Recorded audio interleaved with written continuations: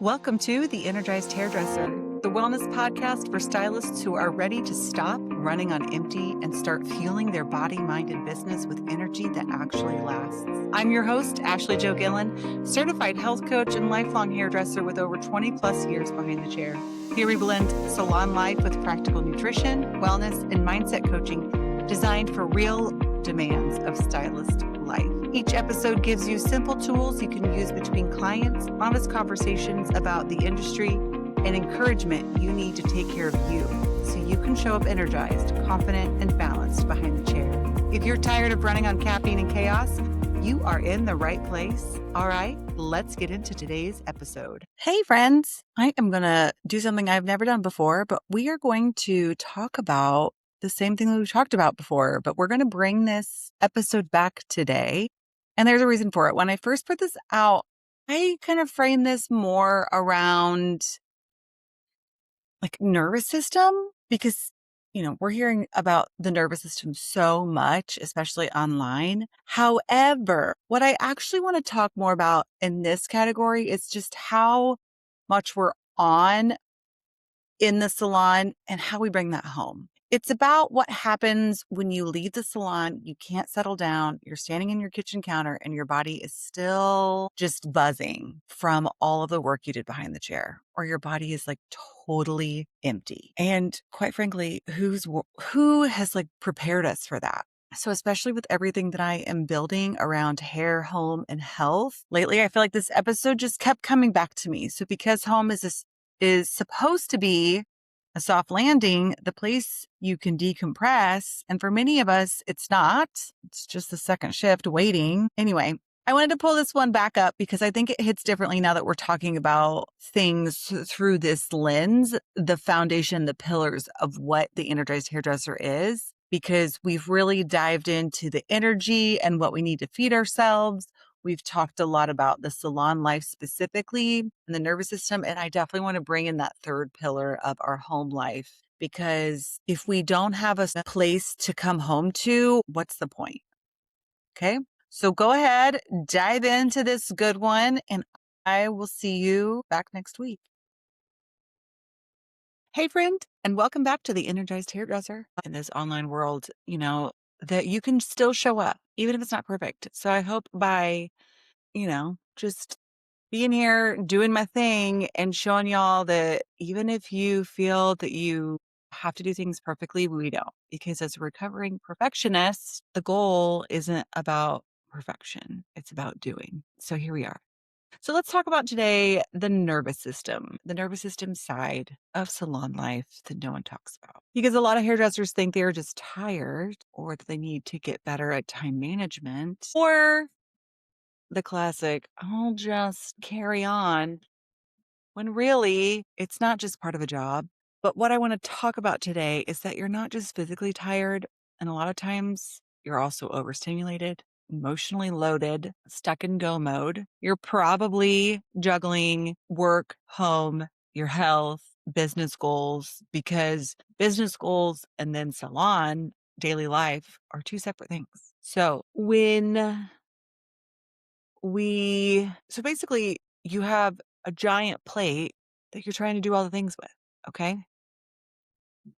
And being tired, and then also being overstimulated, emotionally loaded, and then always going, those are two separate conversations. So we're going to understand what's really going on, so you can stop shooting on yourself, stop thinking that you can't be consistent, and help you move forward. Okay? I want you to start realizing that your body actually needs support for the kind of work that you do. That's what I want from this episode. I want to help you understand why salon life can feel so draining in ways that goes beyond just standing all day. And I want to give you some simple strategies to regulate your nervous system without needing to completely change your life. Because the goal around here is not to exit salon life. The goal is to have the tools to help your body feel safer inside of it. All right. So let's get into it. I'm excited. Okay. We're going to divide this into some different parts. Hairdressers carry more than physical fatigue. Let's say that 3 times fast. Physical fatigue.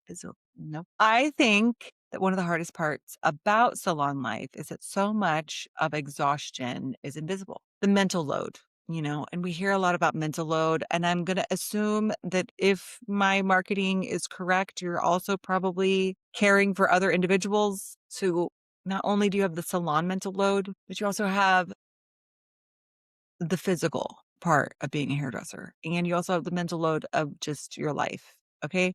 So people can understand that standing all day is hard. They can understand that your back can hurt and your feet hurt and your shoulders hurt. But what they don't always understand is what your nervous system is carrying all day long. As a hairdresser, you are talking all day, listening, formulating, reading people, praying that your hair does what it's supposed to do. You're managing time. You're working in a constant noisy environment.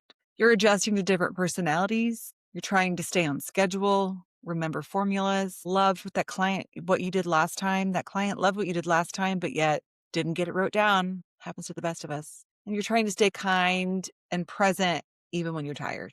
That's a lot. That's a big carry. And when you do that for hours at a time, your body will get, it's not just getting physically tired. Your nervous system is also taking a huge amount of input. So when you get to the end of your day and think, why do I feel so done? Why do I not want to, why can't I hold a conversation? Why am I so irritable? Grumpy? Why am I literally spent, physically exhausted, but yet still feel like you can't really calm down? So if this is your life, there's nothing wrong with you. Your body has literally been in a constant state of activation, from the time that you started working to the time you were finished. Because what we do not understand is we tend to shame ourselves for how we feel, but when we think we should be able to handle it better.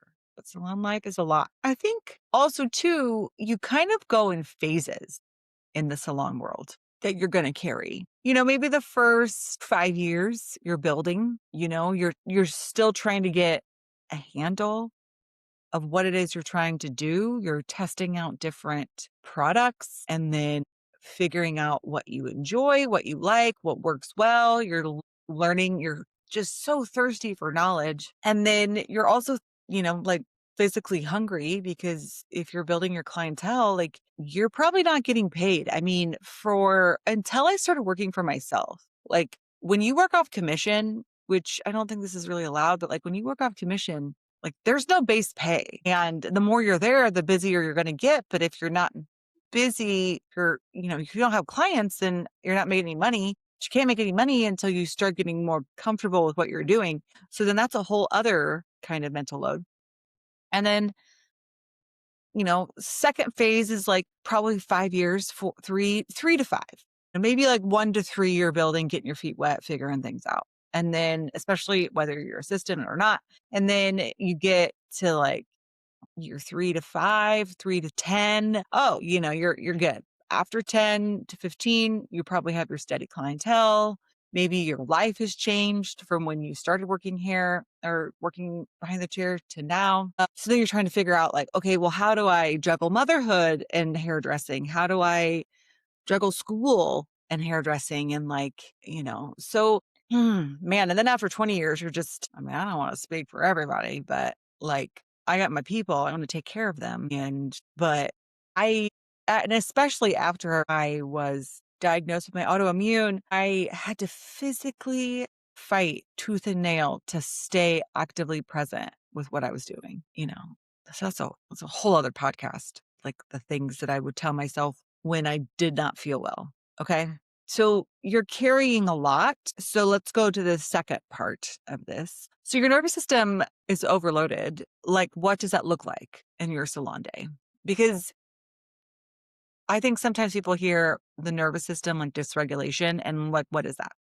It's very clinical. I mean, even though it's normal, but dysregulation. And I mean, we all have a nervous system, whether we work behind the chair or healthcare or whatever it is, but making sure we're regulated, but what does that look like? Dysregulation. Before we know what regulated looks like, what does dysregulation look like? So it can show up in different ways, but feeling instantly irritated when one more thing gets added to your day.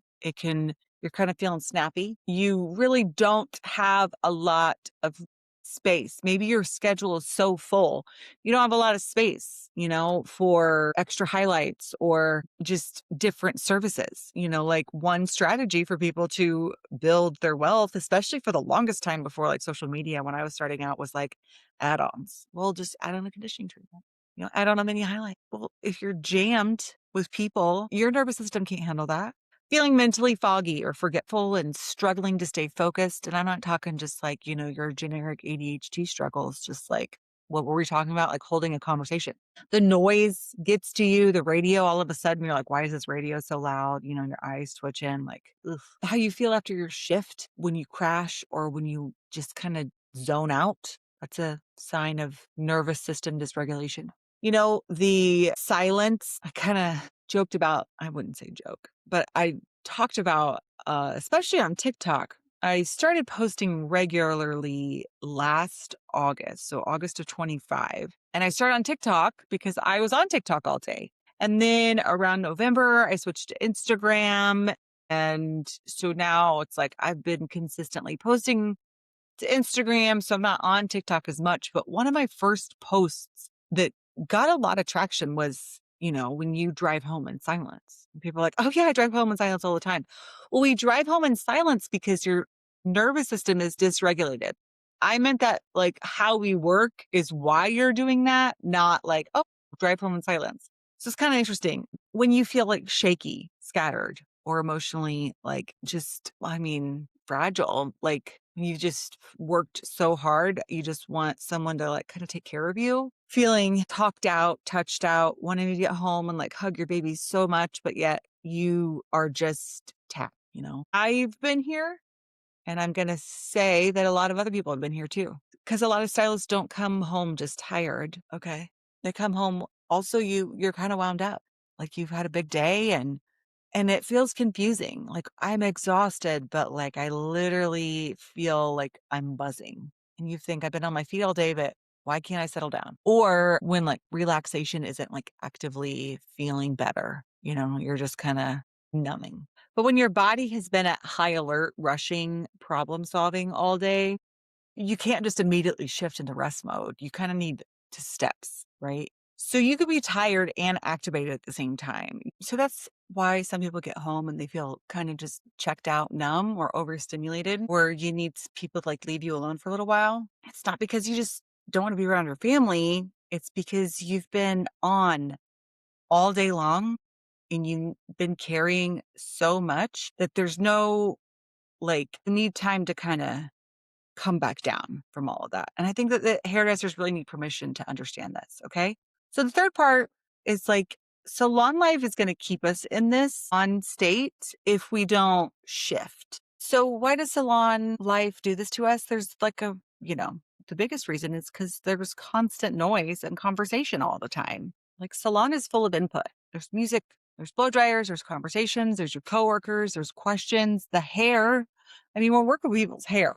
I don't know about you, but I like my hair. And then if you're meeting someone new, you got to like manage their energy, like their feelings, what they got going on there. So even if you love people, your brain is still constantly processing. There's not a lot of quiet time. There's not a lot of pause and stillness. Not to mention that doing any of this has really never been talked about. You work through lunch. You don't take a break. You're there all the time, whether you're making money or not. Okay. That's a lot. Your nervous system is going to feel it. So then we have like the emotional labor, which is huge. Hairdressers hold a lot emotionally. You're making clients feel very comfortable. You're managing expectations. You're affirming their choices. You're listening to their stories. You're adjusting your energy to match what that person in your chair needs. You're holding their secrets. You're giving them pep talks. You're the one who is like, oh, I got to go see my hairdresser. They got all the tea, and we think now, like, I don't really know tea. I don't have a lot of tea. Okay. I'm a recluse. My salon is in the middle of a cornfield. All right. I got chickens outside. And so I'm not like, if you're coming to me, you're not coming to me for tea because I don't really know that. Okay. But people have this expectation, oh, the hairdresser, and then, oh, like gossiping all the time. Oh, did you hear about so and so? No, I didn't like because I'm over here just trying to do my things. Okay.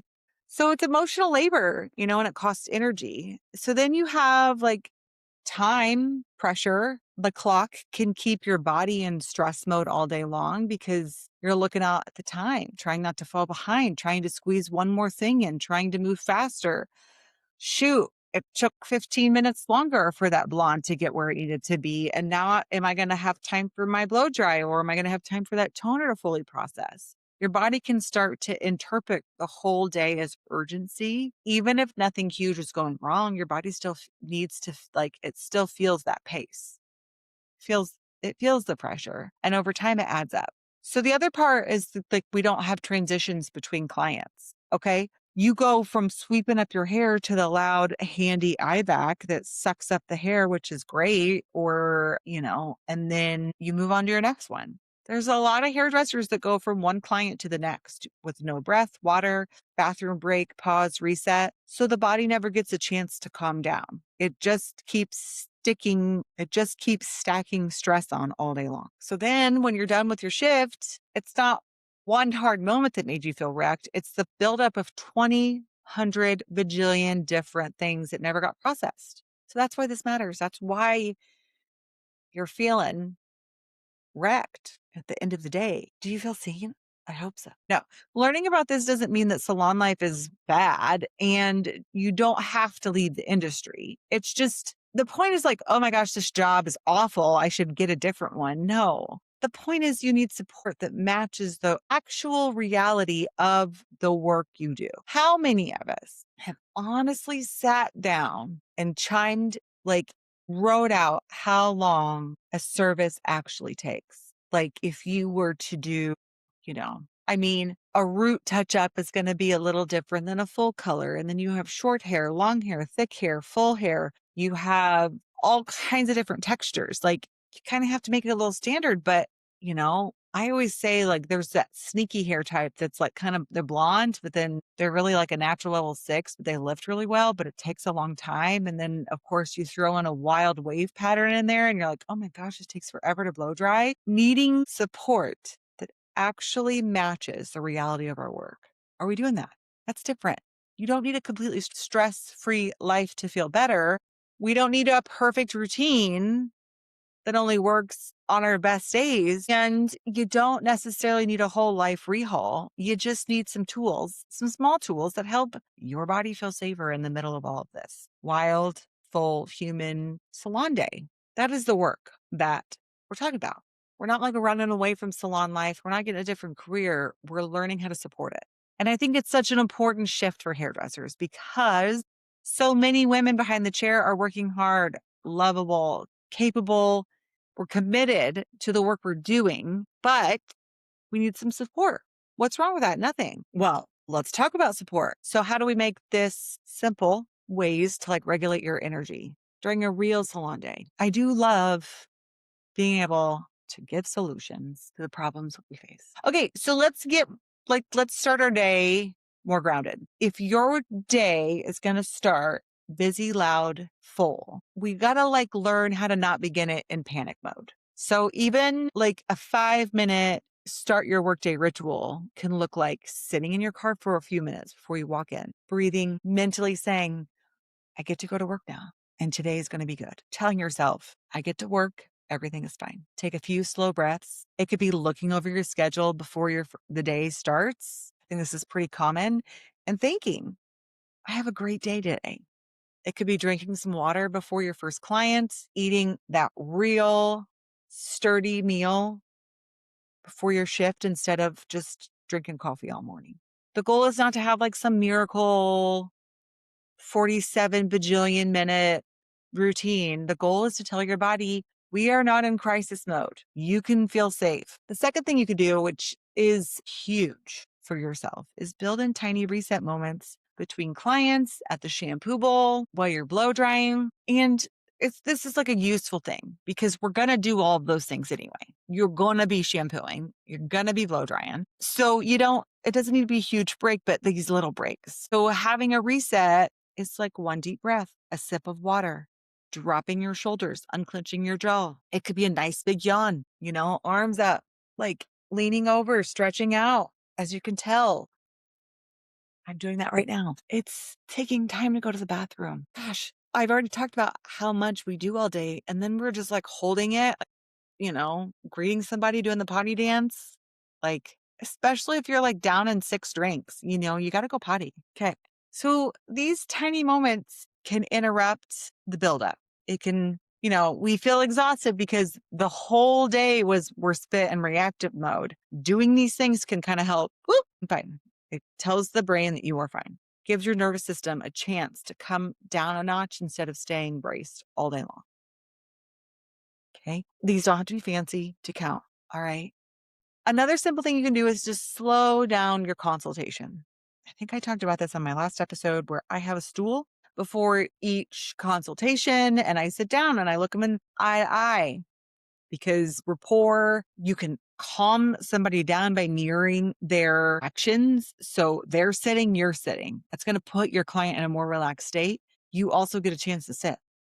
They cross their legs, you cross your legs. They fold their arms, you fold their arms. You're subconsciously putting them at ease and they don't even know it.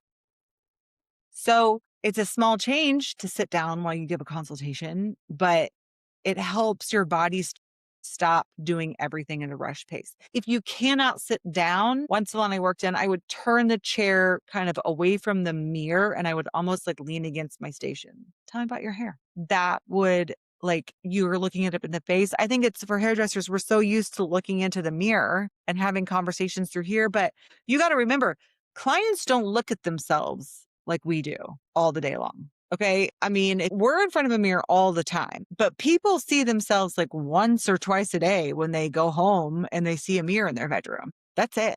Like we're used to having conversations in the mirror. Plus there's nothing more. I think that being in the salon chair is like probably worse than like your yearly doctor appointment. You're vulnerable. You don't look right. Everything, it's just like angles. How often do you notice someone sits down and they immediately like adjust their shirt? Okay. So by having a seat facing them away from the mirror, like you're able to impart some rest into your day. So the other thing is supporting your body with food and water. I know it's huge. Obviously, I've talked about this quite a bit, but I can't talk about the nervous system without talking about fuel. So if we're not feeding ourselves healthy, nourishing, wholesome foods in a consistent manner, because when you're underfueled, dehydrated, and running on stress, everything's going to feel harder. You're going to be more reactive, irritable, shaky, foggy. So like, of course, like your nervous system's basic physical support is fuel. That means eating before your shift, making sure you have like a snack with substance. Okay. Keeping some backup fuel at your station, drinking water. One cannot survive on Alani alone. Not waiting until you're completely wrecked to take care of yourself. Sometimes what feels like an emotional problem is actually the body that has not been supported. So sometimes you don't need a deeper breakthrough. You just need some lunch. Can I get an amen? Okay. And it matters. Like you need to eat food. I want you to kind of, now that we've talked about this, we got to be aware. A lot of us are used to overriding ourselves. We don't notice tension until we're in pain. We don't notice stress until we snap at our children. We don't notice hunger until we're already shaky. So one thing that you could do to start building this is earlier awareness. Ask yourself, am I clenching my jaw? Am I rushing more than I need to? Am I holding my breath? Have I had water? Do I need a 30-second pause before my next person? 30 seconds is not going to wreck your schedule. You're not like obsessing over yourself. It's just noticing sooner so you can build in that support. Okay. The after work part of this puzzle is because really at the core of what I'm doing is I'm helping you sustain your job, your career. So then you have the like stamina to go home and enjoy your life. So when you get home, you should be able to rest. Your day is over. But instead, if you feel very activated, if you feel irritable, you need quiet time, you can't settle in, this is what's causing that. It's just because you've been in such a reactive mode throughout your day that's how your body is used to living. So if you've spent all of your day in performance mode, alert mode, rushing and constant input, your body may need help transitioning out of that. So an after work ritual can be very helpful. It's not because like it's trendy, but it acts like it tells your brain, hey, We're going from one thing to another thing. We're leaving work now. The transition could be driving it home without stimulation. Intentionally saying, I'm sitting in silence. It could be going, okay, when I get in my car, I'm going to take 10 long, full breaths. It could look like washing your face as soon as you get home, drinking water before you start the next thing, maybe taking a short walk, few deep breaths before you walk into the house, and not immediately jumping into everyone else's needs without a minute for yourself. Even one small ritual of these can really help your body shift. Because if you go straight from salon stimulation to home responsibilities with no transition, it can feel like you're on from morning to night. And that's exhausting. So, the main thing I want you to take away from this is salon life is demanding. It's physically demanding, but it's also emotionally demanding and neurologically demanding. It's a big word. You carry noise, people, pressure, constant interaction and time stress. So, you don't need to do more. We just got to build in that support. Plan out a better breakfast. Pause between clients, grounding those consultations, and a water bottle that you're actually going to use. A transition ritual after work. But those things, they matter because they tell your body, am I paying attention to what I need? That's going to help you. So if you've been feeling overly drained, overstimulated, you just can't come down after work, I want you to know there's nothing wrong with you. You may not just be super tired. You may be carrying a ton of nervous system overload from the reality of salon life. And the goal is not to escape it. The goal is to support it within your body. So this week, let's pick one thing, a tiny pause, a snack, a breath, a reset between clients, or you could start your after work ritual. We don't need a giant overhaul. We just need to support ourselves a little bit sooner because that counts. And if this episode has helped you, send it to another hairdresser who might want this reminder. Okay. So I'm here for you. If this episode spoke to you, come find me on Instagram and tell me what part of salon life dysregulates you the most. Because I always enjoy, I don't even know who's listening to this podcast, but clearly people are. I enjoy it. I like it because I can go deeper than what I'm talking about on social media. I'm not restricted to a time limit. I feel like we can actually solve problems potentially here. Here we go. I hope this will be helpful and we'll continue to apply it to the salon life so you can go out and enjoy your life because that's what the point is. So I thank you all and we'll see you on the next one.